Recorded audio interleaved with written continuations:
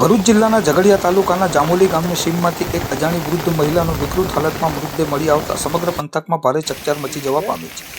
પ્રાપ્ત વિગતો અનુસાર જામોલી ગામની સીમ વિસ્તારમાં એક અજાણી વૃદ્ધાનો સડેલી અને વિકૃત હાલતમાં મૃતદેહ સ્થાનિક લોકોના નજરે ચડ્યો હતો, જેમ કે તાત્કાલિક ઝઘડિયા પોલીસને જાણ કરવામાં આવી હતી। ઘટનાની ગંભીરતાને ધ્યાને લઈ ઝઘડિયા પોલીસની ટીમ તુરંત એક્શનમાં આવી હતી અને તેમણે સ્થાનિક સામાજિક કાર્યકર ધર્મેશ સોલંકીનો સંપર્ક સાધ્યો હતો। પોલીસની વિનંતીને માન આપી સામાજિક કાર્યકર ધર્મેશ સોલંકીની તેમની ટીમ ભારે વરસાદ હોવા છતાં તાબડતોબ ઘટના સ્થળે પહોંચી ગઈ હતી। ધોધમાર ચાલુ વરસાદ અને સીમ વિસ્તારના કાદવ કીચડવાળા અત્યંત મુશ્કેલ રસ્તા વચ્ચે પણ સોલંકી અને તેમની ટીમે માનવતાનું ઉત્કૃષ્ટ ઉદાહરણ પૂરું પાડ્યું હતું। તેમણે ભારે જહેમત ઉઠાવી કાદવ કીચડ ખોદીને વૃદ્ધાના વિકૃત થઈ ગયેલા મૃતદેહને સલામત રીતે બહાર કાઢ્યો હતો। ત્યારબાદ આ મૃતદેહને પોસ્ટમોર્ટમની પ્રક્રિયા માટે તાત્કાલિક અવિધા પ્રાથમિક આરોગ્ય કેન્દ્ર ખાતે ખસેડવામાં આવ્યો હતો। આ અજાણી વૃદ્ધા કોણ છે, તે ક્યાંની વતની છે અને તેનું મોત કયા સંજોગોમાં થયું તે અંગે હાલમાં રહસ્ય અકબંધ છે।